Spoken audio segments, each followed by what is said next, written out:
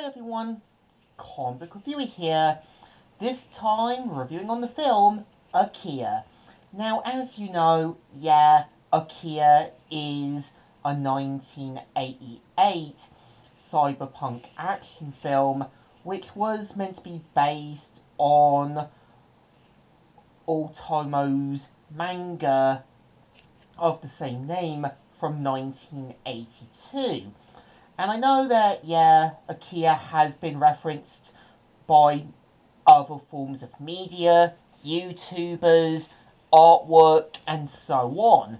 And I think after sitting down to watch it, I can say it's okay at best, but not that kind of film I would go back to.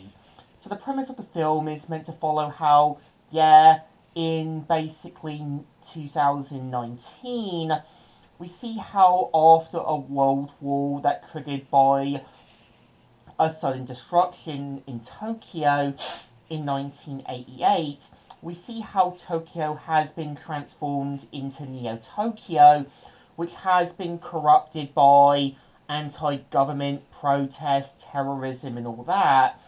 We see how, Shotaro, who is part of a sort of gang of young delinquents, go against another gang, and we see how, after an incident with one of a specially powered kids, we see how his friend Tetsuro ends up being taken by the government, ends up being experimented on, and we see how he suddenly develops powers, and over the course of the film, does questionable things to put others in danger, fails to realise his mistakes, and furtherly gets corrupted. And we do see how, Shutaro ends up kind of being helped by a sort of young female agent known as Kay.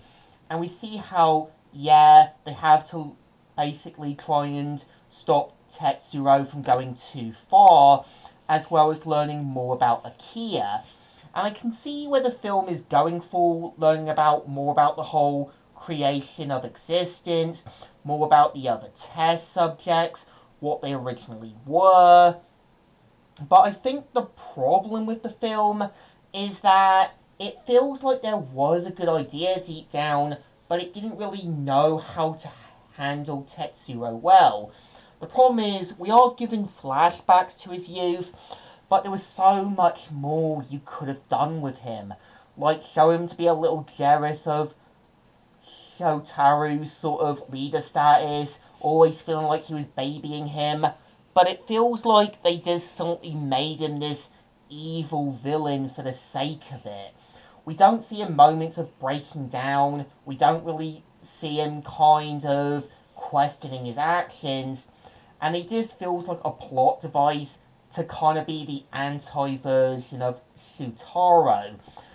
But I think the rest of the film does a good job in showing how, there are people who follow Akira with false hope and thinking it's going to make this better tomorrow. And we see how there's people like Colonel Shitaskima, who does slowly see the corruption of the government and does kind of question his actions. But the rest of the film feels like it's trying to be this kind of full-on anti-villain like storyline. And I think the problem is what the film Chronicle got right at is actually making Andrew a justified, tragic, but miserable villain. The problem with Tetsuro, he just feels like this villain who's just thrown into the government, experimented on, and then does do questionable things. I get what they were going for is how, once you get power, you're gonna get corrupted. You're gonna think you're in the right. You're gonna kind of do questionable things, and people will follow you, and sometimes you might put others in danger without realising it. But I think the rest of the film feels like there was a good idea to do something more with Tetsuro, and I really do think this. And I feel like, Shutaro just comes across more like the sort of everyday protagonist. Like, he's the one keeping Tetsuo at bay. He's the one being the voice of reason. But the problem is, his character doesn't really feel rememberable. He just feels like he's there at the sidelines. There's nothing much really with him, which I think is a shame. And I think looking at the sort of 2001 dub that I did watch, I do think Johnny Young Bosch and Joshua Seth do a good job. They both know deep down they have to play this good guy, bad guy role. But the only difference is Johnny Young Bosch can actually play these protagonists that know deep down they've got figured things out. The problem with Joshua Seth is when you hear him as the voice of Tai, he is trying to be the leader. He is trying to kind of figure things out. The problem with hearing it from Tetsuo is he just feels like if Tai went down a dark path and didn't realise his mistakes. And I get it that sometimes when you watch anime, you feel like there's some voice actors that do work in roles, but when you've seen them from certain roles from your childhood, they don't feel like they should belong in a sort of villain-like role. And I think the rest of the film feels like, yeah, it's trying to explain the whole existence of Akira. It's trying to kind of show that deep down, that false hope thing. And I think deep down, Japan was still trying to help people realize the hard truths. But sometimes, yeah, trying to help people realize the hard truths won't always be easy, while others have got things figured out. I think, well, Akira isn't a bad film. I think it's one of those films that's just there for background stories, and it clearly shows.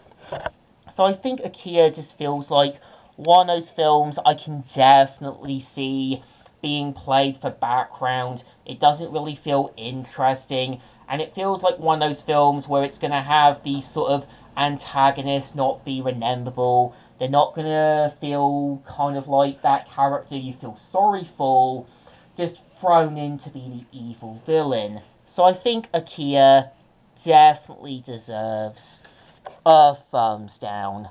Well, not great, not rememberable. I think there was an intention to do something good, but it feels like there was a lot more you could do with an anti-villain story for Tetsuo.